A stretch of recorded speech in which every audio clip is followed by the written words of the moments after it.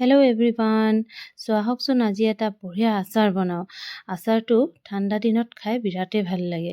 আৰু এতিয়া যিহেতু এইটো বতৰত এইটো ছিজনত একচুৱেলি ইমান ধুনীয়া ধুনীয়া ফ্ৰেছ ভেজিটেবলছ ওলায়, বজাৰ গ'লে চায়ে ভাল লাগে। চ' ভাবিলোঁ আজি ধুনীয়া এটা ভেজিটেবল দি পেলাই আচাৰ বনাওঁ। আৰু আচাৰটোৰ মছলাবোৰৰ একচুৱেলি প্ৰপৰ্শ্যনটোৱেই মেইন হয় বুলি মই ভাবোঁ। আপুনি আচাৰ যিকোনো বস্তু দি বনাব পাৰে, কিন্তু প্ৰপৰ্শ্যনটো মছলাৰ সেইটোৱেই মেইন, সেইটোৱে আচাৰটোক একচুৱেলি কিমান টেষ্টি হ'ব সেইটো ডিফাইন কৰে। চ' আহক আজি এটা ধুনীয়া আচাৰ বনাওঁ। ফুলকবি, আদা, নহৰু আৰু জলকীয়া, গাজৰ, মূলা দি পেলাই, ঠিক আছে। আৰু আচাৰখিনি বনাবলৈ মই লৈছোঁ নহৰু, মূলা, গাজৰ, মটৰ আৰু লৈছোঁ ফুলকবি, আৰু আদাও ল'ম লাষ্টত, আৰু জলকীয়া ল'ম। এইখিনি বস্তু দি আমি আচাৰটো বনাম। চ' আহক তেতিয়াহ'লে ভিডিঅ'টো কি কৰোঁ মই মছলাখিনি কি ল'ম সেইখিনি লগে লগে দেখাই গৈ থাকিম বাৰু লগে লগে, ঠিক আছে। চ' এটা এটাকৈ আমি গোটেই বস্তুখিনি এতিয়া উলিয়াই ল'ম, ৰেডি কৰি ল'ম। মটৰখিনি এই ধৰণে আমি এটা এটাকৈ গুচাই ল'লোঁ। আৰু মটৰখিনি হৈ গৈছে, এতিয়া আমি গাজৰখিনি গুচাম। গাজৰ মই দুটাই লৈছোঁ। আপোনালোকে কিমান কোৱান্টিটিৰ বনাব বিচাৰে আচাৰটো সেই অনুসৰি ল'ব। জুলিয়েন শ্বেপত দীঘল দীঘলকৈ কাটি লৈছোঁ। গুটিখিনিয়ে মই চেষ্টা কৰিম মূলা, গাজৰ মই জুলিয়েন শ্বেপতে কাটিম, যাতে আমাৰ আইডেণ্টিকেল হয়, মানে আচাৰ যিটো বনাম ধুনীয়া যাতে এটা শ্বেপত থাকে। কাৰণ বেলেগ বেলেগ ধৰণৰ আপুনি এটা যদি মূলা বেলেগ শ্বেপত কাটে, এটা আদা বেলেগ শ্বেপত কাটে, গাজৰ বেলেগ শ্বেপত কাটে, দেখিবলৈও আচাৰটো খুব এটা ভাল নালাগে। চ' গোটেইখিনি আমি কি কৰিম, জুলিয়েন শ্বেপত যিখিনি পাৰোঁ কাটি ল'ম। মূলাও কাটা হৈ গ'ল। এতিয়া ফুলকবিটো উলিয়াই ল'ম। ফুলকবিৰ পাহিবিলাক উলিয়াই লৈছোঁ। উলিয়াই পেলাই আমি অলপ নিজৰ চাইজত মই দুভাগ কৰি কাটিছোঁ। আৰু এয়া গাজৰ, ফুলকবি, মূলা আৰু মটৰ আৰু নহৰু গুচাই ল'লোঁ। এতিয়া কি কৰিম, অলপ পানী ল'ম কেৰাহীত। পানী লৈ মই অলপমান নিমখ দিম। নিমখ দি পানীখিনি মই উতলিবলৈ দিম, ধুনীয়াকৈ উতলিবলৈ দিম। আৰু চব্জিখিনি যিখিনি মই ভেজিটেবল আচাৰ বনাবলৈ লৈছোঁ সেইখিনি তাত দি দিম। পানীখিনি উতল অহাৰ পিছতো দিব পাৰে। আপুনি যিখিনি আচাৰ বনাবলৈ চব্জি লৈছে, পাচলি লৈছে, সেইখিনি উতল অহাৰ পিছতো দিব পাৰে।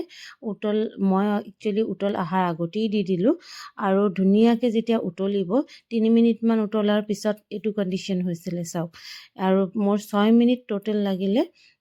6 মিনিট উতলাৰ পিছত ধুনীয়াকৈ মই চাকনি এখনত চব্জিখিনি ঢালি দিলোঁ আৰু পানীটো নিগৰিবলৈ দিলোঁ, ঠিক আছে। আৰু এইটো কণ্ডিশ্যনতে যিহেতু আচাৰটো মই ৰেডি কৰিছোঁ ৰাতিৰ ভাগত, গধূলিৰ পৰা ষ্টাৰ্ট কৰিছোঁ, ৰাতিলৈ এইখিনি 10টামান বজালৈকে মোৰ এইটো কণ্ডিশ্যন হৈছে। আৰু এনেকৈয়ে মই গোটেই ৰাতি থৈ দিলোঁ। চব্জিখিনি প্ৰথমতে মই কি কৰিলোঁ, অলপ ঠাণ্ডা হ'ব দিলোঁ। ঠাণ্ডা হৈ যেতিয়া ভাপটো ওলাই গ'ল, ঢাকন এখনেৰে ঢাকি পেলাই গোটেই ৰাতিটো থৈ দিলোঁ, যাতে তাত যিখিনি অলপো যদি পানী আছে ধুনীয়াকৈ যাতে নিগৰি যায় চাকনিখনেৰে, ঠিক আছে। আৰু ৰাতিপুৱা ধুনীয়াকৈ মই ডলা এখনত মেলি দিলোঁ। মেলি নিমখ হালধি তাতে ছটিয়াই দিলোঁ আৰু চামুচ এখনে ধুনীয়াকৈ মিলাই দিলোঁ। এতিয়া মই গোটেই বেলাটো ধুনীয়াকৈ ৰ'দো পৰি আছে, গোটেই বেলাটো এইখিনি মই ৰ'দত শুকাবলৈ দিম। মানে বহুত শুকাব নালাগে, একদম শুকাই বোলে একদম মানে লেৰলেৰীয়া হৈ যাব এনেকুৱা অৱস্থালৈকে নুশুকাব। মানে অলপ তাৰ পৰা যিটো মইশ্চাৰ আছে, পানী আছে, সেইখিনি জাষ্ট মানে চক হ'ব লাগে, আৰু মানে পানীটো নাথাকিব লাগে একজেক্টলি, ঠিক আছে। আৰু সেইখিনি সময়তে মই কি কৰিলোঁ, পাকঘৰত গৈ পেলাই মই আদাখিনি কাটি ল'লোঁ। আদা দীঘল দীঘলকৈ জুলিয়েন শ্বেপতে কাটিলোঁ। আৰু মই জলকীয়াও কাটি ল'লোঁ। জলকীয়াকেইটা বৰ মৰম লগা থুপুকা আছিলে, 4 ভাগ কৰি পেলাই মই কাটি ল'লোঁ।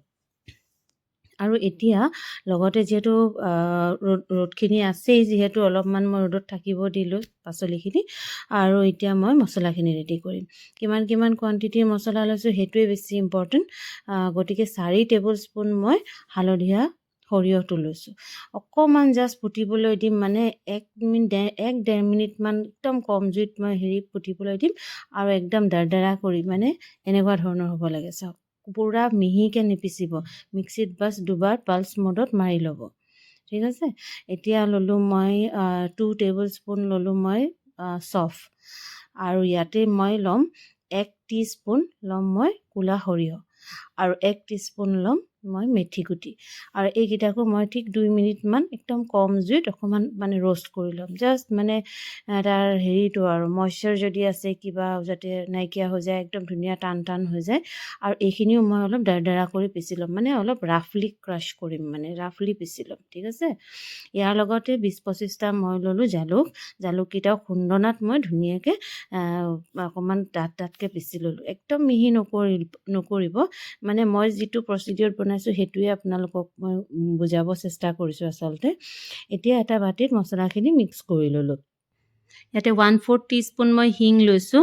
হিংটো এইটো চাওক এভাৰেষ্টৰ হিং লৈছোঁ মই 1 চামুচ মানে 1 টিস্পুন মই লৈছোঁ কালা জিৰা আৰু মই আজৱাইন লৈছোঁ 2 টিস্পুন 1 টিস্পুন লৈছোঁ হালধি গুড়ি 1 টিস্পুন ল'লোঁ টোটেল 2 টিস্পুন ল'ম মই কাশ্মীৰী জলকীয়া গুড়িটো। এইটো জ্বলা নাই, আপুনি যদি জলকীয়া গুড়িটো জ্বলা কৰিব বিচাৰিছে তেতিয়াহ'লে নৰ্মেল ৰঙা জলকীয়া গুড়িটো দিব, মই কিন্তু কাশ্মীৰী মিৰ্চটোহে দিছোঁ। চাওক মছলাখিনি আমাৰ কমপ্লিট ৰেডি হৈ গৈছে দেখিছে।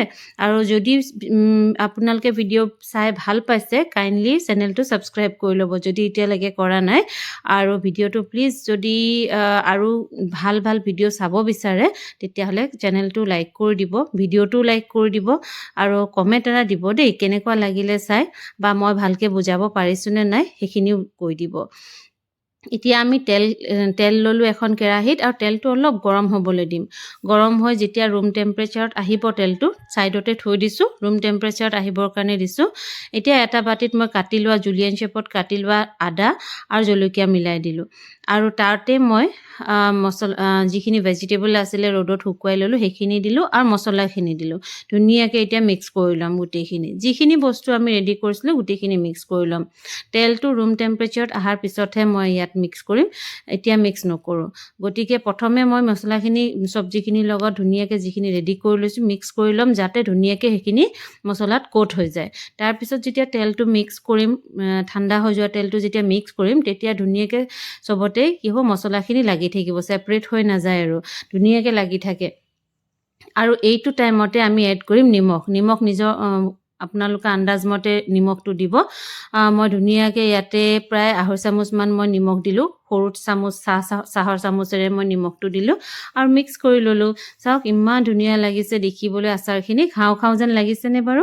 মই কিন্তু ৰেগুলাৰ খাই আছোঁ জানে, ইমান যে টেষ্টটো ভাল হৈছে আৰু ফাৰ্ষ্ট টাইম বুলিয়ে ক'ব লাগিব। আগতে আচাৰবোৰ বনাওঁ কিন্তু মোৰ ইমান এটা মানে খুব টেষ্ট নহয়, কিন্তু এইবাৰ মছলাৰ যিটো প্ৰপৰ্শ্যন ইমান ধুনীয়াকৈ মই উলিয়াই লৈছোঁ যে একদম আপোনাৰ আচাৰ যেনেকুৱাই আচাৰ বনাওক এইটো প্ৰপৰ্শ্যন মছলা দি যদি বনায় আপোনাৰ বেয়া হোৱাৰ কোনো চান্সেই নাই, সেইটো মই গেৰাণ্টি দি কৈছোঁ আপোনাক।